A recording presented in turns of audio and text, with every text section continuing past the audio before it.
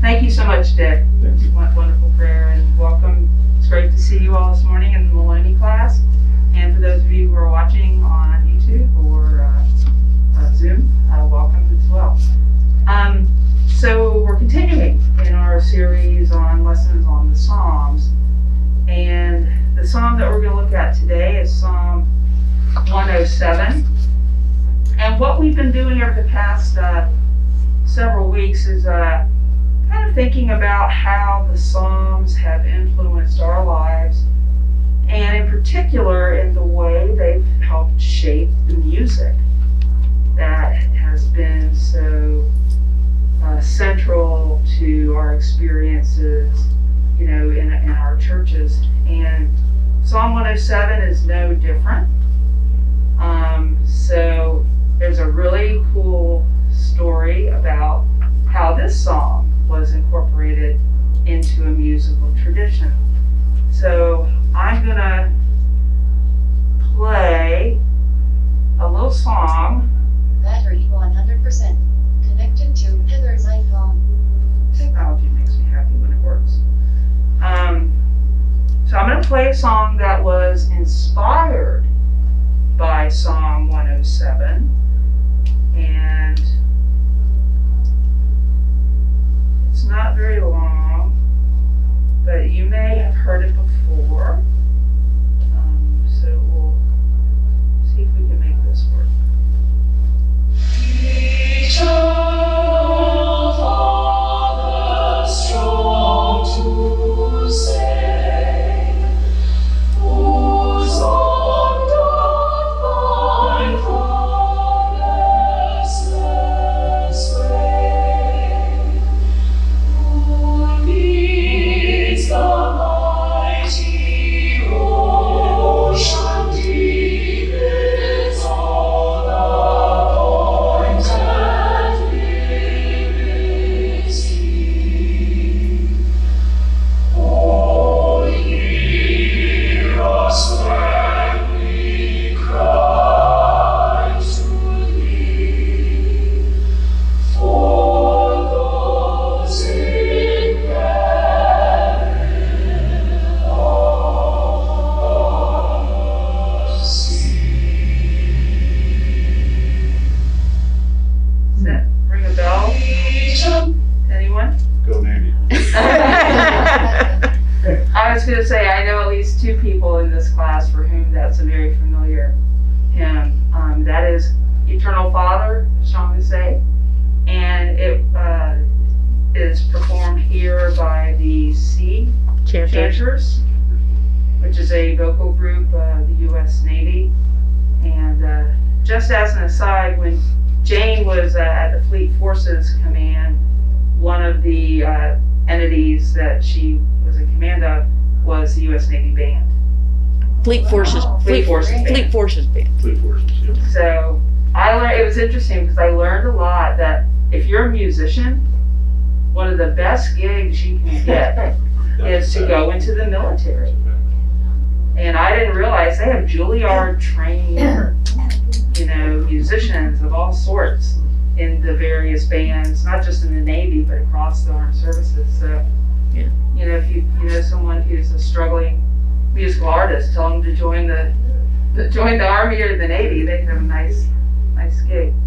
But this hymn was inspired by Psalm 107. And one of the sections in there that talks about how God saves, you know, in the sea and the ocean and the peril. We'll talk more about that later. But the song was written in 1860 by an Englishman named William Whiting. And he was a choir master who lived near the ocean in England and had an experience of being out on the sea in a storm. And so he found inspiration in that experience and drew also from the song for the words to that particular hymn. So Psalm 107, getting a little into the background of Psalm 107 before we start on our word of the day. Most scholars think Psalm 107 is a post-exilic composition, meaning that it was written after the Israelites came back from the exile in Babylon. And they think that because of some of the references to past events in the history of the people, and also the structure of the psalm is somewhat reminiscent of later, like Isaiah, like second or third Isaiah. So it's probably written later in the history of the Hebrew nation, and it comes at the beginning of the 5th book of the Psalms. A little bit debatable. Some scholars want to say that the 5th book starts like at Psalm 103, but usually folks will be like, yeah, this is the beginning of that 5th book. And as you'll recall, the Psalms are a collection of collections. So we're toward the end of this particular psalm. Our lesson for today asked us to, it said, I think, go on the internet and look. But I don't always trust the internet. So what I did was I pulled out my ancient Hebrew dictionary. This is called Brown Driver Briggs, and it's kind of the standard for when you're struggling with your Hebrew and trying to figure out what stuff means. But in the lesson they asked us to look at the various definitions of this particular Hebrew word, which is hesed. Hesed. Now this is in Hebrew, and we've talked about this before in this class, kind of the way Hebrew structures. You have consonants, what we call consonants, and then these little dots are the vowels. And one thing I like to point out to people is in the transmission of text, especially for Hebrew, over time, you drop a dot, changes the word. But you have these cognates, which are these usually 3, sometimes 4 consonants that create kind of a root, and then your vowels, determine, in many cases, like subtle nuances of the word. But this is in Hebrew, and it's hesed. And in this particular psalm, it's translated as primarily steadfast love. But I wanted to kind of go through some alternatives with you, because we talked about sometimes the nuance makes a difference. It can mean, in some cases, goodness and kindness, affection in certain parts of the text, lovely. But then we move into more when God is the one being referenced, usually kindness, and then greatness of thy mercy. And Brown Driver Briggs actually cite Psalm 107 as an example where the meaning of said is greatness of thy mercy. So you can kind of, if you want, switch it around, insert different meanings to it, but essentially it's the same, and it's God's action in history, God's keeping faithful and steadfast to God's covenantal people. And one of the elements of that is told through story. This is more, it's very much a psalm of thanksgiving and not a psalm of praise. And the subtle distinction there is psalms of thanksgiving generally refer to specific events and not just kind of a psalm of praise is just a general praise to God. But as we look through Psalm 107, I want to focus on these particular events in the life of the nation of Israel. Let me find them. Okay, so let's go to, let's just start at 33, verse 33. He turns rivers into a desert, springs of water into thirsty ground, a fruitful land into a salty waste because of the wickedness of his inhabitants. He turns a desert into pools of water, a parched land into springs of water, and there he lets the hungry live, and they establish a town to live in. They sow fields and plant vineyards and get a fruitful yield. By his blessings they multiply greatly, and he does not let their cattle decrease. Okay? Yeah. So that's a sort of a specific thing that God has done for these folks. Okay. So for the evil, it's almost the inverse of what is done for the covenant people. And you hear in that too the echoes of a desert experience, which draws to mind the Exodus, but also that echo for that post-exilic community would also be reminiscent of their own experience out of exile and captivity in Babylon.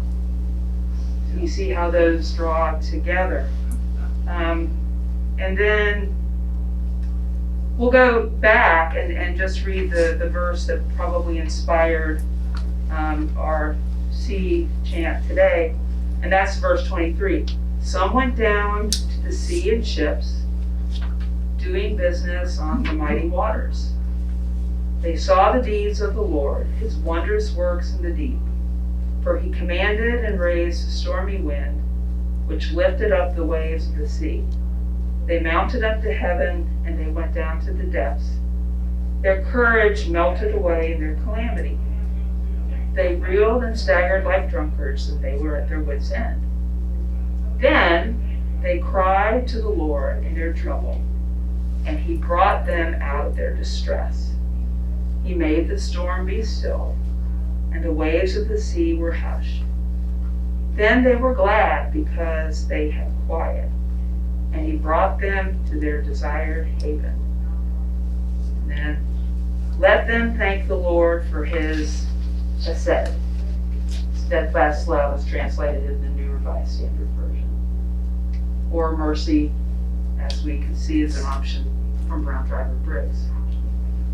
So this particular Thanksgiving song has these real world experiences of a people and draws it into their current situation.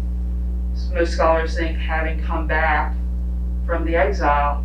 And as we remember, that was a tumultuous period in their histories too, as they struggled to kind of reaffirm their identity in the midst of resettling in a land that other folks were there too. So these narratives, these stories of their past, help them form and that connection and reinforce their reliance on God's steadfast love and mercy.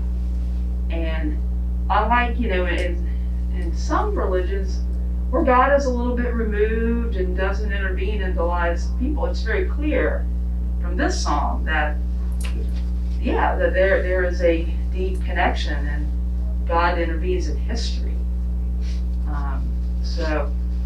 And also in our lesson today, one of the questions was, how do we as communities use stories and events to help us reaffirm our connection with God and also our understanding of our reliance on God. And, you know, just kind of got me thinking in terms of our country, too. You know, while we are in a secular nation, there have certainly been pivotal points in time when this country was in peril. And one that immediately came to mind, because I'm getting ready to go there in about a month, is Pearl Harbor. You know, and drawing again on that nautical and naval theme. And it struck, I went and had lunch with my sister yesterday, and we were talking about getting older. Because my niece is 12 years old, and she has become absolutely obsessed with World War II history. And I'm a very proud aunt because she's become a big reader, and you know, she was telling me everything that she's learning. And it dawned on me, I was born in 1965. World War II ended in 1945. That's only 20 years. And I remember when I was young that it felt like ancient history. So, you know, now I look back, and another pivotal point in our American history is 9/11. That was 20 years ago from today. So, thinking just in terms of this human chronology of events, it was interesting to me.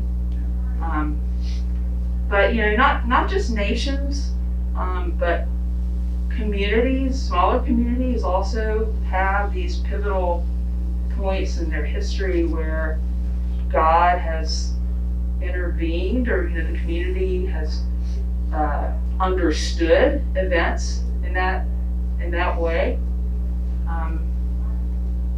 What are some examples that you can think of for communities that, you know, tell stories of God's grace and intervention and salvation? Well, not so much about a faith story, but as you were talking, I'm thinking about Longfellow's poem about, you know, the midnight ride of Paul Revere, Mm-hmm. where that generation wanted to keep that event in history alive. And so here's one person who says, I think I can help us keep it alive. I'll write a poem about it. And there was a generation that you learned that poem in school. Yeah. As a way of keeping that alive. And I think for the faith traditions, there's a sense of knowing that, especially at Christmas time or Advent, you know, we reenact. There's a pageant.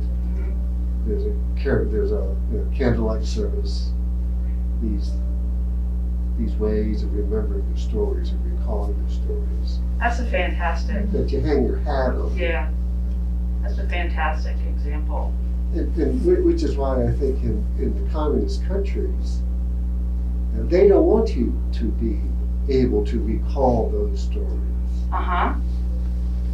There is no history except for where we are right Yeah, yeah. That erasure now. Right. of history. It's like, I spent some time in Cambodia. I did an around the world backpack trip a while back, and spent time in Cambodia. And you all know Pol Pot and the Cambodian genocide, Rouge.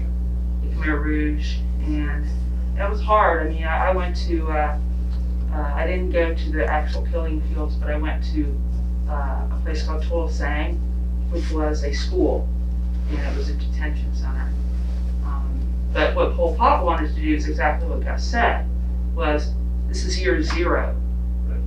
The past is, you know, to be obliterated, and those who had the intellectual training, I mean, doctors, lawyers, professors, Right. were all killed because they were the ones carrying a culture. They had the knowledge of the past. Yeah, so they were eliminated. But yes, these memories, cultural memories, communal memories, are powerful, and that's what this psalm is conjuring up for the Israelites, primarily in that new context of resettling back in the land after the Babylonian captivity. But I also kind of want to talk about the flip side of that, and that is myth making and how our cultural myths can obscure the stories of other groups. And I think we kind of have a pretty good example of that from last Monday when we celebrate Columbus Day. There's a movement now to recognize that as Indigenous Peoples Day. But it's contentious because with Columbus and the doctrine of discovery and discovering this new world, and hey, there were people already here, and part of that discovery was, unfortunately, whether by disease or actual violence, was to obliterate the folks, the native cultures that were already here. So while we want to remember and celebrate the formative elements of who we are, to hold intention and keep in mind, if there's a victor, usually those who win get to tell the story. You've probably heard that phrase before. But to really listen to the voices of those who didn't win or didn't have the opportunity to let their voices be heard as well. So, I have an example of that. If you've ever been in downtown Newport, Rhode Island, there's a tower there, a stone tower that's around 40 feet high, that is attributed to the Vikings. And pre-Columbus, the land actually belongs to the Knights of Columbus, and as a result, it has never been archaeologically studied. It just sits dormant there. I think, that's there to the victor. to the spoils, right? Yep. Right. Any other examples of that? When I lived overseas, I'm like your 12-year-old niece. I'm very obsessed with World War II history, etc. I was born in 1941, so very much a part of that. My father was in the Canadian Air Force and in the European theater for 4 years. But he came home, and that was a good story. But when my other nurse friend and I went to Europe to travel and work in 1963, we went to Berlin. And in Berlin, of course, the wall was up. And remember Sheila and I going through Checkpoint Charlie over into East Berlin. And it was like night and day difference. Yeah. I mean, Leonard can probably speak to this too, night and day difference. Got that same story. And we could only go for like we had to come back to West Berlin that night. But when we walked around into all areas of Berlin, the university area primarily was in East Berlin. We were going through a lot of rubble. And a little woman came up to us. She couldn't speak English, but we tried to relate and talk to her, and what she was saying, put me in your pocket and take me with you. And I mean, it it went up overnight. She had no choice about this. Which side of the Went wall up, she which ended side up she was on. She was totally, probably disconnected from her family, and she was, quote, on the wrong side. Yeah. So that really had an impact on us. Oh, yes. And there was, To follow up on that just a little bit, there are those that believe that the Holocaust did not happen, and there's discussion now about that narrative needs to be changed. Well, if you walk around concentration camps in Dachau, You go, that's you story. know that it happened, Yeah. and that was really meaningful Yeah. to me. That's it. Wow. Absolutely. and the same thing in terms of which side, because we all shared the Munich and Checkpoint Charlie stories, but we also lived in Korea, and I was the same sort of time gap. We lived in Busan from 72 to 74. So again, less than 20 years after the end of the Korean conflict, we were there as a family. Right. And then I got to go back in 2011 and hear some of the folks talking in a generational look. Because, if ever, there was an arbitrary line drawn. Go to a map, 38th parallel. Okay, there we have it, And there was a generation, especially of the highly successful South Korean. They just want to be Korean. They don't want the South North. So they're the Korean, and those are the DPRK.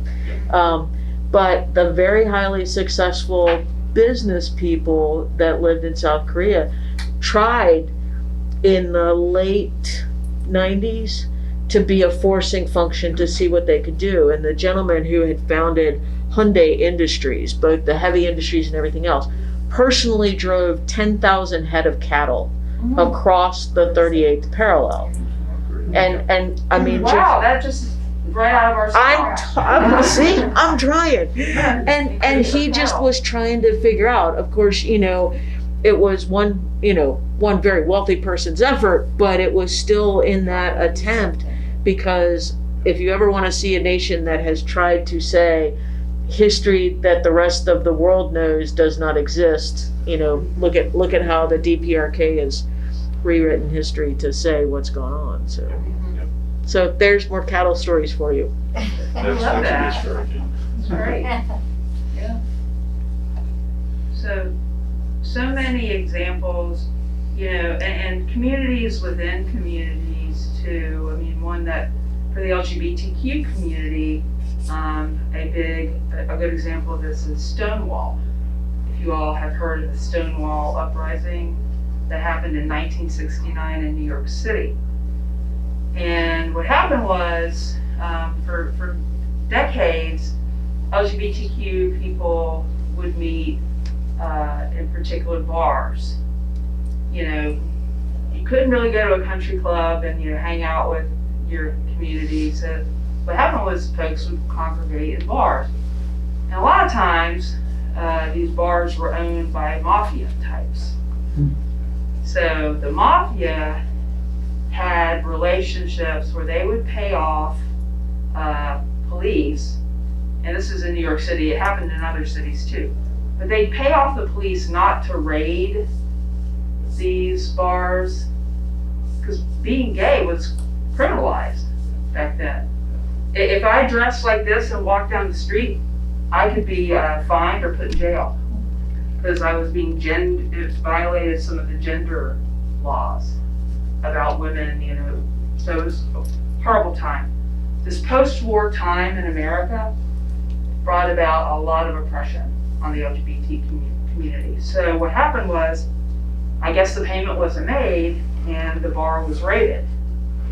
And instead of being, passive and just kind of hiding, and the patrons of the bar that night stood up to the police and rioted and said, no, we're not going to be cowed, and we're not going to be scared. And so that many historians consider that kind of the birth of the gay rights movement. And it's celebrated now all across across the world. So when you have gay pride, that's a result of that event in 1969. And in New York City, the parade is on the Sunday after the Friday night. So there's a theological element to that, of an oppressed community rising up on Friday, and then on Sunday there's a celebration of it, with a really massive parade. So that's one element. And then, I mentioned Indigenous Peoples Day, of getting the stories out, the other side of the story.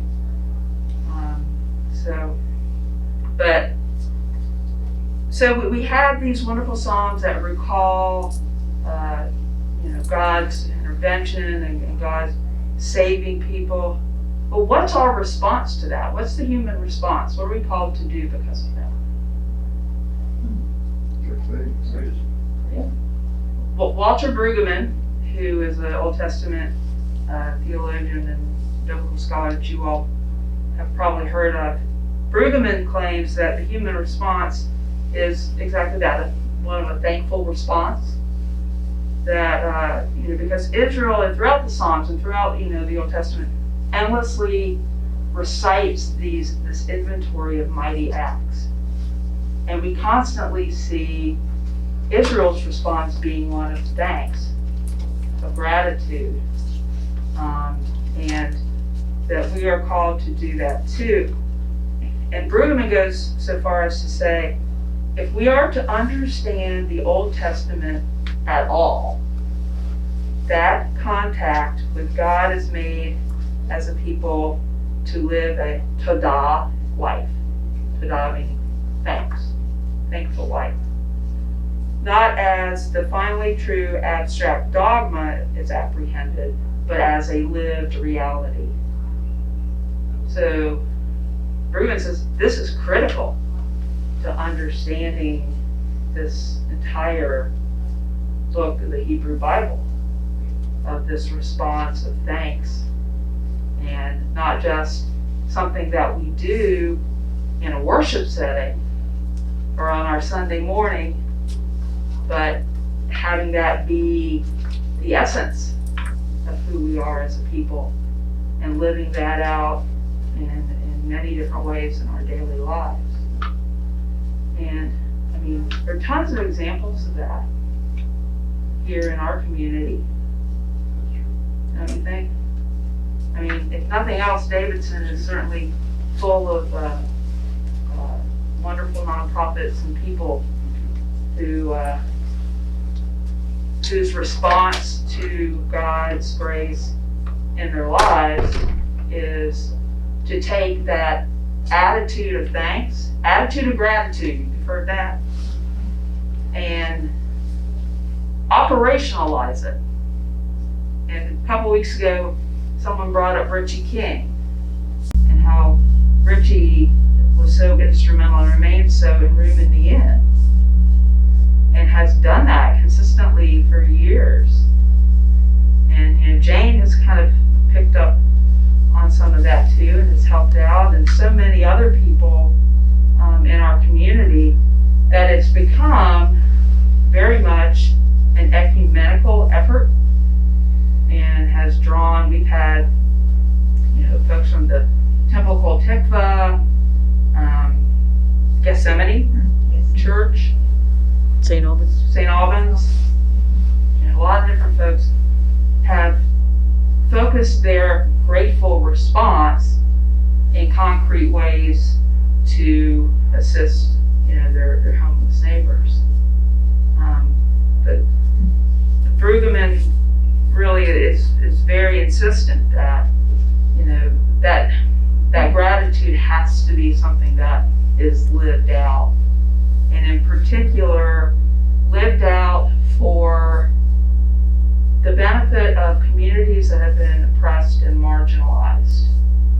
If we ourselves are in positions of privilege, which we are, and that the response that is consistent with God's call is to reach out and be in solidarity with the oppressed and the marginalized in our midst.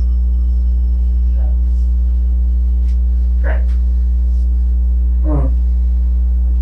I was doing a little bit of reading about what it was like around here 700,000 years ago. Wow.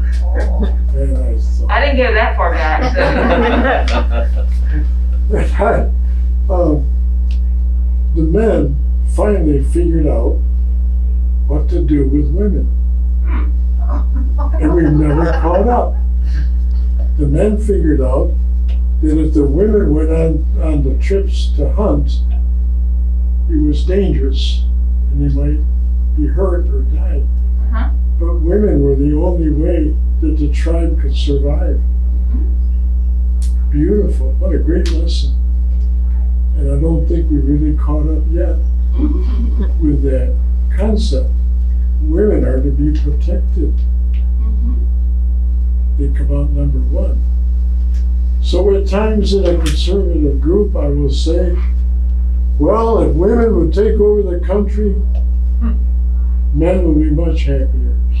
And I'm asked to leave.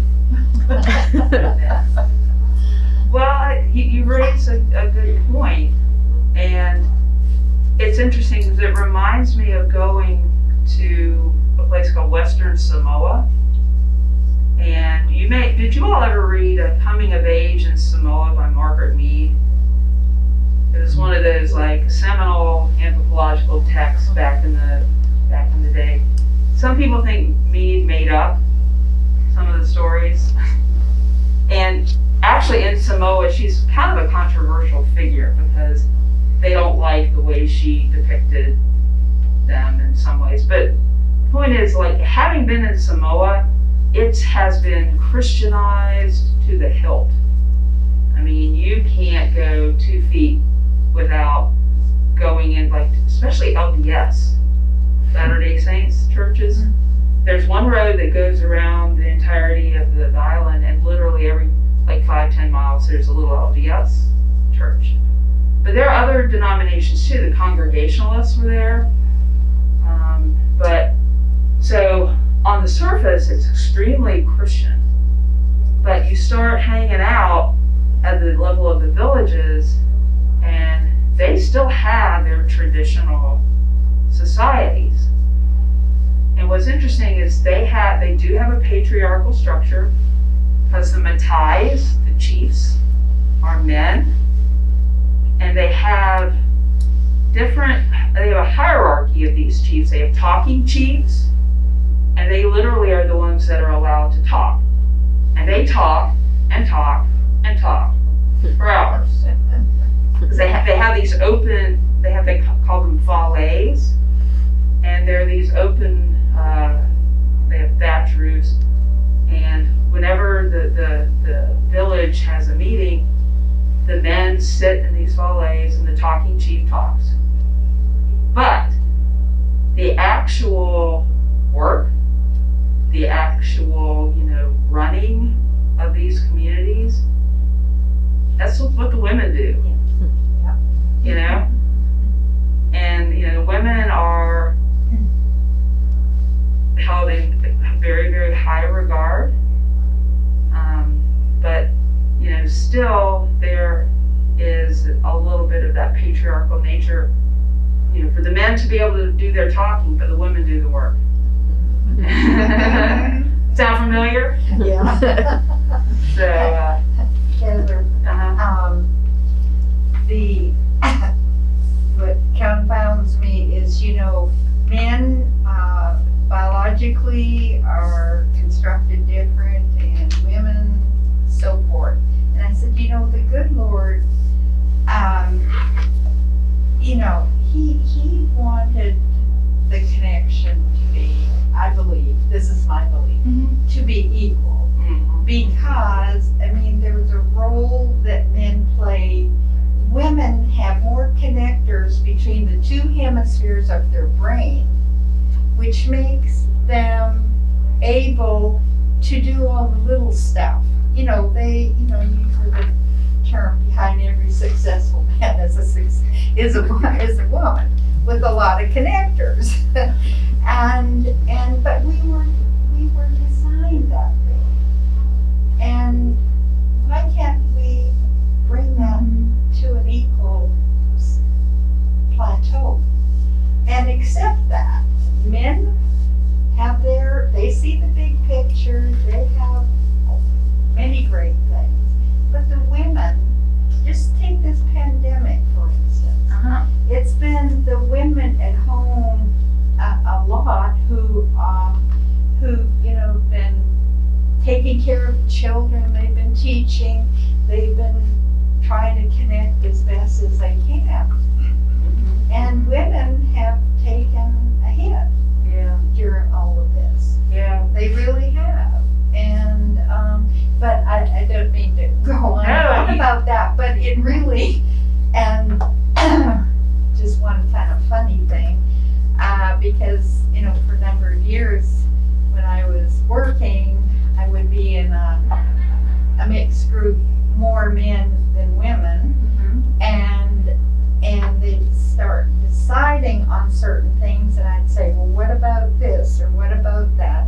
The connectivity there, those things that kind of fall off, if you don't consider that. Right. And they would just, they would just kind of, there she goes again. Oh, sure. There she goes again. Yeah. And I said, but you have to think of those things or you're going to get in trouble. And then I told them about the two hemispheres of the brain. They thought, oh, well, that's Sharon's theory. No, it's not Sharon's theory. It's reality. So they thought, again, I was just doing this. And I found, I wish I had a paper that was written verifying that. It was, research. And I made a copy for the fellows. You hand it out to them. I did at the meeting. You raise a really good point, and I want you all to stay in Maloney, but starting next week, I'm going to be over in Covenant teaching on gender and sexuality. Uh-huh. So the point you raise, kind of to me, I think intuitively that's sort of the way we think, but there's new emerging science that wants us to not look at gender in a binary fashion. And brain science that says, not everybody, whether, you're biological female or male, not everybody has that stereotypic, female brain or male brain. Mixed. Yeah, and there's a lot more malleability and gray area and the gray matter when it comes to gender identity, gender expression, and what about cultures where it hasn't been as patriarchal? And we know about those too, when women actually were the chiefs. So yeah, Fred. Oh, I thought you were gonna say something. well, just to follow up, sure. I try to pay particular attention to a person's language, Mm-hmm. choice of words, attitude, prejudices, and body language. And you can find out so much in just a minute. Then you know, as Eric Burns said, who are you talking to? Who is it you're talking to? And then the dialogue can start. Mm-hmm. Fortunately, I was raised in an ERA home. Oh. Very unusual. My mother was first in line to vote back in the 20s, I guess. I wasn't there. But there's a lot, I think, at least it's been helpful for me to listen and find out who's there and what they want. And then you can have a conversation. Yeah. I have to be careful here because Betty is here. Set the happy And equal rights, I'm absolutely sold on equal rights. And men, sometimes the brain isn't connected. But you said a word that's really important, I think, and that is to listen. That I think listening is part of that attitude of thanks and gratefulness. And drawing back to Room in the Inn, you know, one of the things that I love about that program is that it is not a situation where we make food, drop it off, and leave. You know, we sit with our neighbors and listen to their stories. And in doing so, I know personally, I've learned so much and really had to confront my own prejudices and stereotypes about the homeless, you know? And I'll never forget one instance in particular. It was a woman who wasn't, maybe like a year older than me, and was sitting with her, and she had been divorced, had a serious health event, and it wiped out her savings. She had no financial, safety net at all. And then I started thinking about that, and women in their 50s who have suffered a severe health event, are the fastest growing segment of the homeless population in the United States. So just by listening, we can break down those stereotypes that create unequal structures, whether it be gender or whether it be race, and that's an act of thanks, in my opinion. And just one of the other stories that will always, and I guess asterisk, we're going to be gapping again this year in terms of Room in the Inn because we just could not figure out how to do it safely for everybody involved. So, but we won't let it go, but we just are trying to do what we can do safely. But one of the times we were sitting there on a Saturday morning getting ready to, take our folks back into Charlotte. But that Saturday morning breakfast is always just a very special time. And a young person who's now probably 4 or 5 older than they were at the time, but a youngish person in our congregation was sitting there having breakfast, and then somebody else was driving our guests back in. And I remember the conversation as we were cleaning up in the kitchen. That young person said, that person's my new best friend. And the mom said, well, why? It's like, well, we have so much in common. And she just went down the list of all the things that she had in common with the person that she had been sitting there. And it was that old, out of mouths of babes. I mean, here was, an 8 to 10-year-old growing up in Davidson, North Carolina, talking about all the things that they had discovered that they had in person with somebody who was housing insecure and homeless that we had brought in from. And it was just like, okay, have that be your starting place. Do like Fred, listen, and seek your commonalities versus saying, oh, they're different from me, that's different. It was all the different ways, and she rattled off about 10 of them. That's my new best friend. It was wonderful. And I think one of the most misunderstood words in the English language is the word to obey. Because the word to obey etymologically means to listen. And I remember for years, young couples would not want to say, well, I don't have to say obey in the wedding service, do I? And I said, well, obey it's an okay word because it just simply means that you're going to be willing to listen to Harvey, and Harvey's going to be willing to listen to you. But I think obey, we get the impression that it means something else. Like servility or... Exactly, yeah. And at the root meaning, it just says listen. Yeah. That's why language is so important. And, I'm actually glad the lesson prompted me to pull out my lexicon here and take a look at it. Because, I think, for me at least, when I approach these texts, sometimes I've seen and heard it so much that I don't stop to really think about the meanings behind the words. And what I think is so fruitful and rich for me is to occasionally step back and look at text and dig. Do a word study, you know, on words like obey, and especially words that are loaded with meaning that we kind of assume it's one thing, but when you look back, it's like, whoa, really, you know, there are a lot of other options for this, or it doesn't mean that at all, really. So, a lot of good stuff to look at. Well, I heard the clapping next door, so I'm going to take that as a hint that we should probably wrap up for today.